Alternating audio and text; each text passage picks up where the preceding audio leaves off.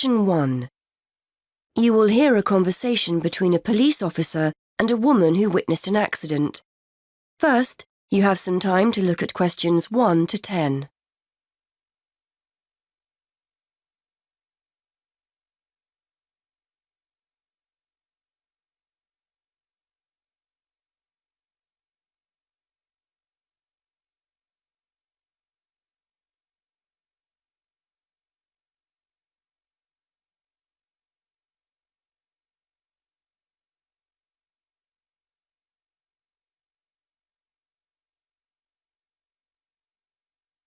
You will see that there is an example that has been done for you.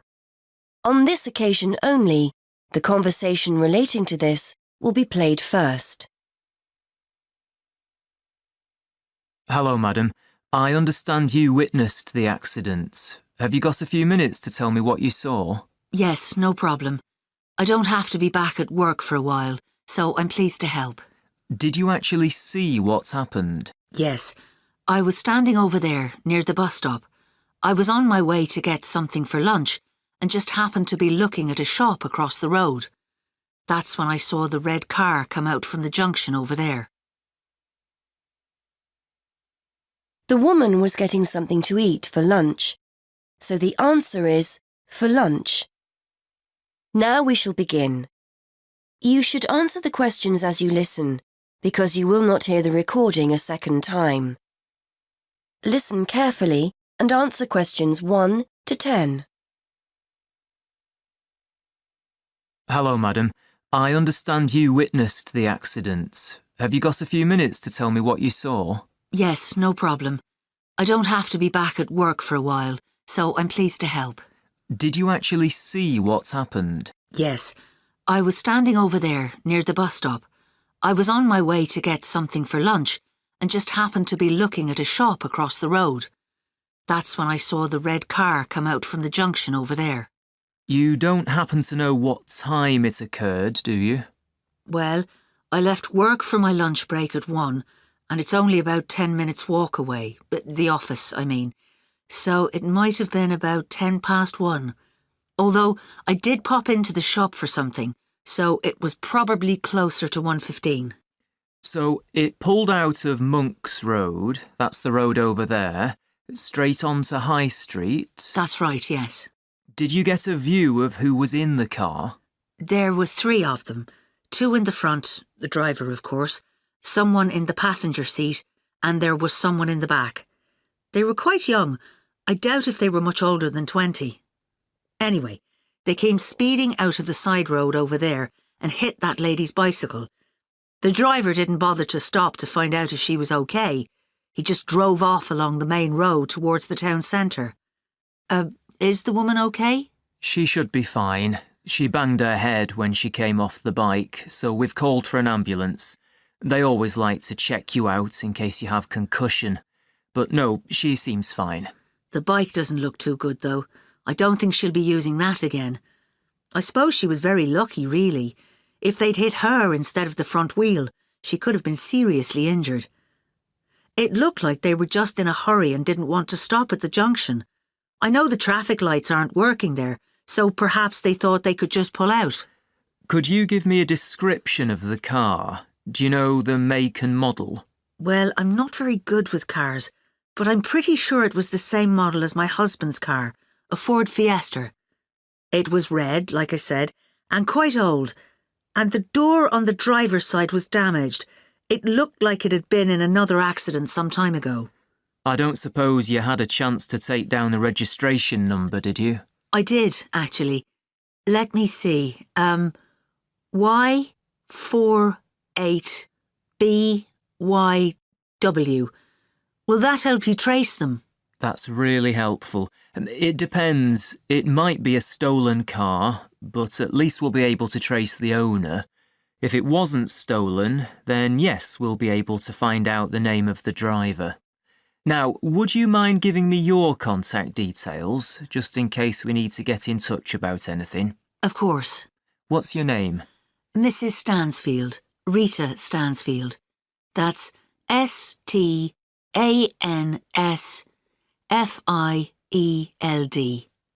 And your address, Mrs. Stansfield?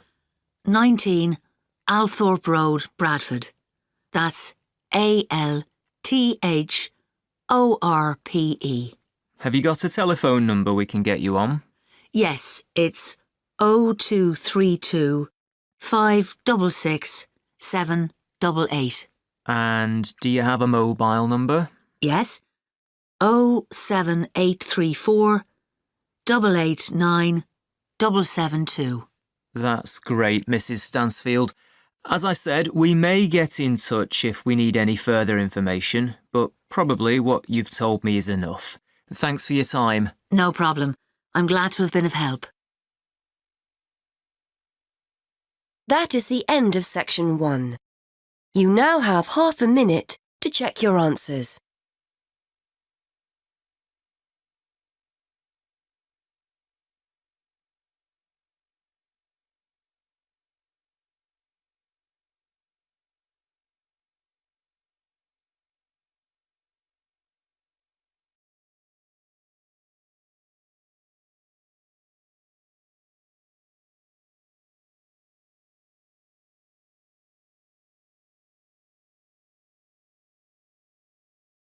Now turn to section 2.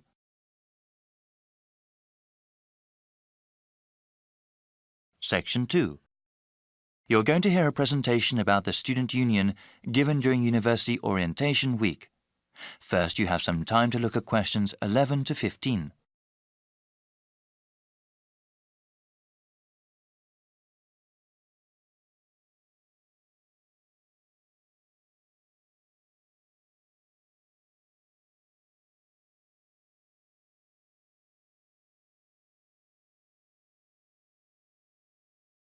Now listen to the first part of the conversation and answer questions 11 to 15. So, the student union here is really the heart of campus life. There are many different services, and most of the student groups and organizations meet at this facility. As a student at the university, you have full access to all that we offer. I guess I will talk about the dining facilities first. We have 8 venues from which students can choose to have their meals. 2 of these are franchise outlets that offer normal fast food fare, such as fish and chips, hamburgers, and soda. One dining area has a do-it-yourself system. Specializing in food for the vegetarian and vegan members of the campus community, there is a wide selection of vegetables, fruits, and grains. At the end of the buffet are several cooking stations available for students to create their own meals. The Student Union has a wide variety of entertainment options as well. Those over the minimum age can drink at one of the 3 bars. During the school year, they regularly offer live music, musical groups from both the local scene and occasionally even very famous people have performed there. All the bars serve domestic and imported beers, wine, and hard liquor. A cinema theater with 750 seats is available for screening films. The Movie Appreciation Group also screens many types of films, even foreign and classic movies. Also, the theater is where guest speakers hold lectures. These speakers are sometimes professors from other universities or other notable people. Before you hear the rest of the presentation, you have some time to look at questions 16 to 20.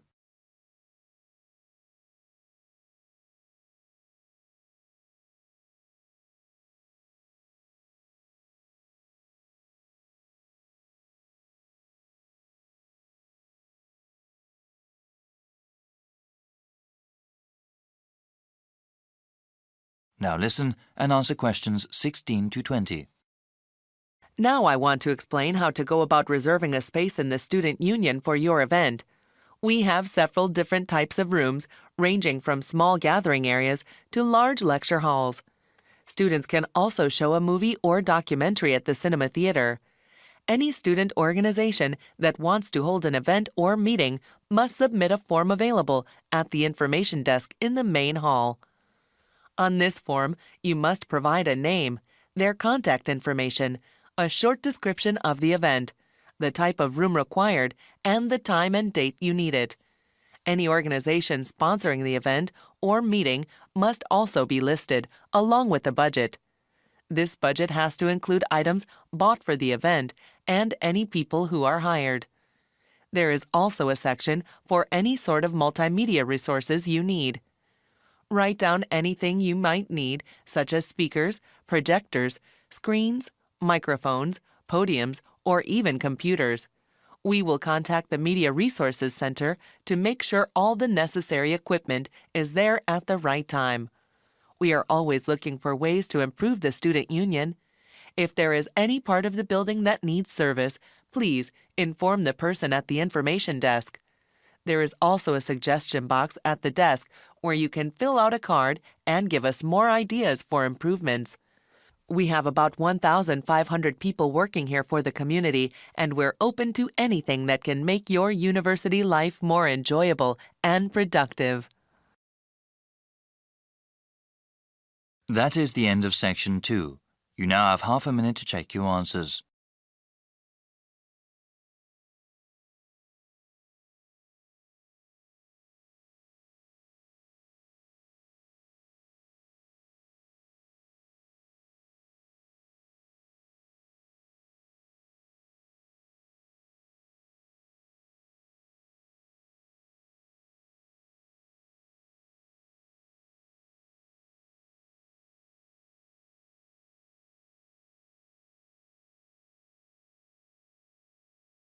Section 3. You will hear two students called Katie and Harry discussing a project they are both working on. First, you have some time to look at questions 21 to 26 on page 6.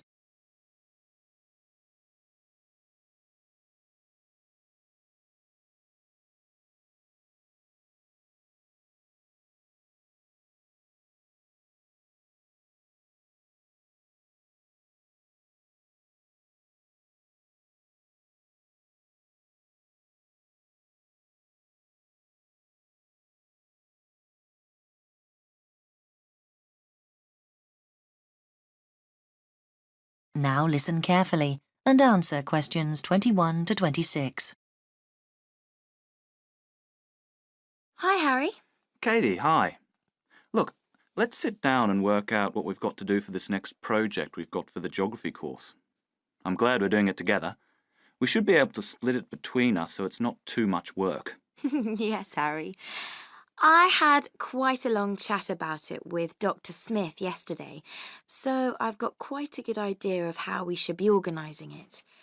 Now, he said we've got to move on from the general project we did on soil erosion and look specifically at coastal change. I think that'll be interesting, don't you? Yeah? I was thinking about it last night because we'll have to make sure we pick our days to visit the beaches. It seems there's a reasonable train service to White Sands Bay, but the weather could stop us from getting all the samples we need. It could take us longer than we think. Yeah, but we could save ourselves some time if we try to get hold of any information that's already been collected. I know several postgraduates who have done stuff in White Sands Bay this year, though on other topics. We could check out what the Marine Biology Unit have got. They're bound to have something we could use. OK. Let's do that this week and arrange to go to the beach next week. I think we'll need about 3 days. If we book ahead, we can probably stay in the university lodge when we're down there.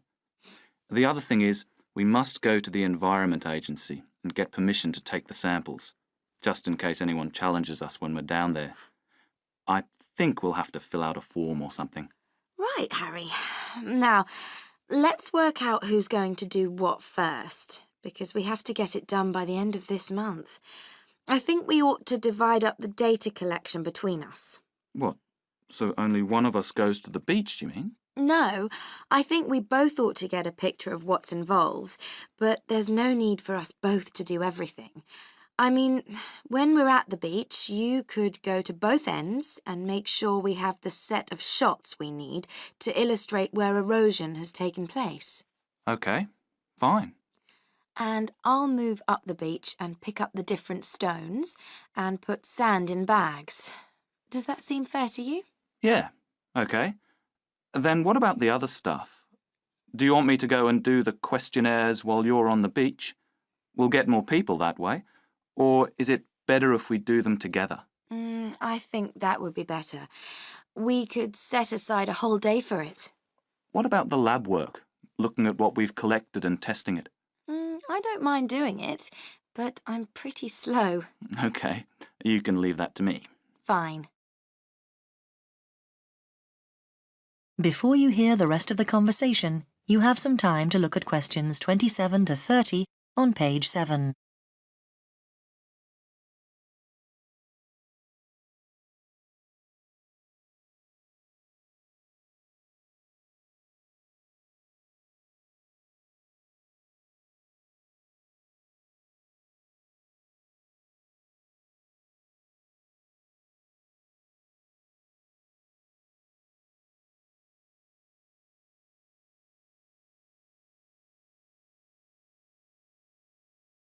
Now listen and answer questions 27 to 30.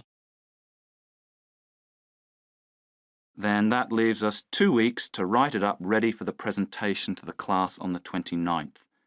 Shall we do the presentation together? Like you do the first bit and me the second? Actually, no, I think that can be a bit muddling for the class. I'd like to do the presentation, if you don't mind. Fine by me. It's just that it won't affect the marks that you get. I mean, it's not like I get more for actually doing it. The tutor will judge it as a whole. But I think I remember them saying at the beginning of the year that we were expected to do 3 before the end of the year in order to get a satisfactory mark. And I'm 1 behind, whereas you've already done yours, haven't you? I can see why they put them into the course, because most interviews for jobs demand you do a presentation nowadays. Yeah. Does that mean I have to write it up? I think it'll be impossible to do that together. Yes, you're very good at that. Oh, yes. Typical that I get landed with it as usual. Actually, I don't mind. I know we haven't got very long, but that's okay. Often I write better when I'm pushed for time. It focuses the mind. But I'll have a think about how we present the data, because that won't be straightforward like the rest. So I'd like a bit of help with that. Yeah, sure. Anyway, I was thinking, after we've done the presentation, I think it'd be a good idea if we asked our classmates to tell us what they think of our conclusions. Well, I don't know. They won't have done the research, so whatever they say would be uninformed. I don't agree. I mean, they've all worked on something similar, so they know what's involved, and it would be useful to see how they think ours stands up. We'll have to be sure of our ground, make sure we don't make any mistakes in our results or whatever. I don't mean I think they're going to tell us anything new, just give us their thoughts on the process. OK. Then I'll deal with the questions at the end. Dr. Smith said we would have to prepare thoroughly for this, and I'll probably get lots of background stuff in the process of writing up, so I'll be prepared for any surprises. If he's impressed by your presentation, then we should do well. Right. That is the end of section 3.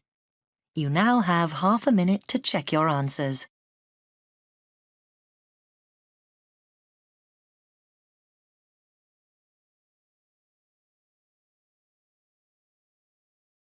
You will hear a lecture about the Inuit Eskimos of Alaska and Canada.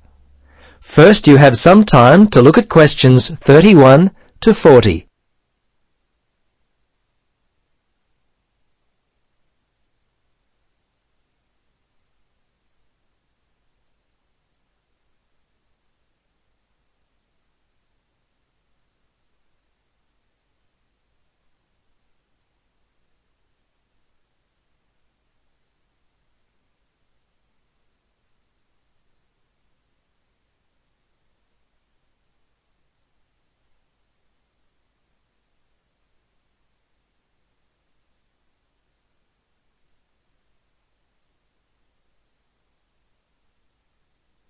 Now listen and answer questions 31 to 40. Good afternoon. In our lecture today, we will continue our study of people who inhabit the northernmost regions of the world. Our focus will be on the native inhabitants of Alaska and Canada, the Inuit Eskimos. They have been called the native inhabitants, as the Inuit were the people who had most recently migrated across the gap between Alaska and Siberia. Distinctly Asian in origin, the Inuit, which is literally translated the people in their native language, developed their civilization in what is now the Bering Sea region about 1,000 years ago. Their culture spread eastward and is called the Thule culture, after the place in northern Greenland where archaeologists first discovered it. The first Europeans to meet Inuit people were Norse settlers in what is now northern Newfoundland, Canada. These settlers lived there for a short time around 1000 AD.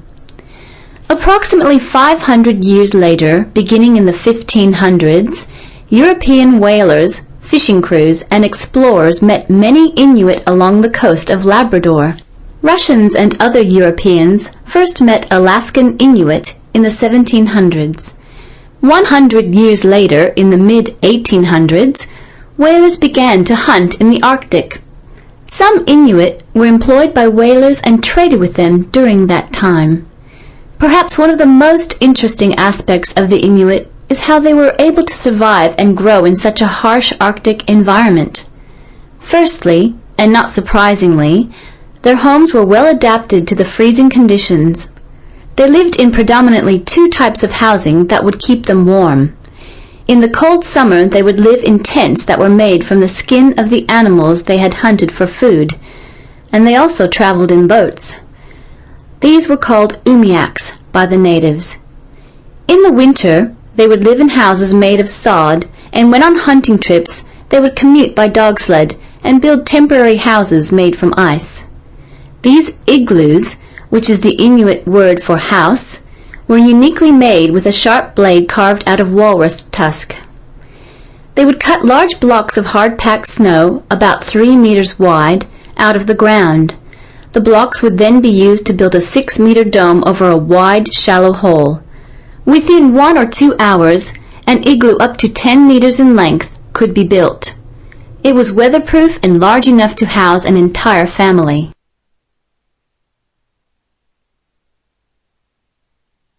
Very early in their history, they managed to develop the technology to hunt the huge bowhead whale, which was the staple food source for them at that time. They also hunted walruses and seals. On land, they hunted polar bears, moose, and various other game. The harsh environment in which they lived meant that a steady supply of food was often difficult to come by.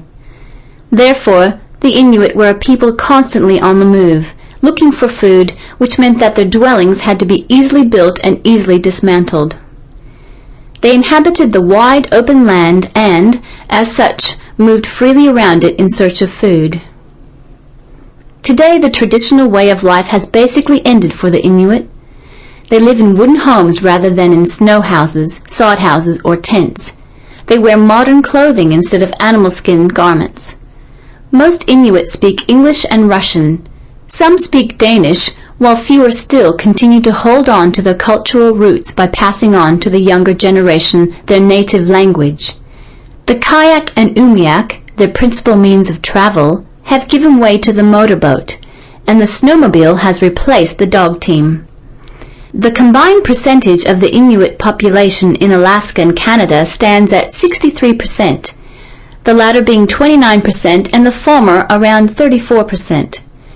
Some Alaskan Inuit live in towns and cities, but the majority live in small settlements and hunt and fish for most of their food. Most of those in Canada live in towns and housing provided by... That is the end of section 4. You now have 30 seconds to check your work.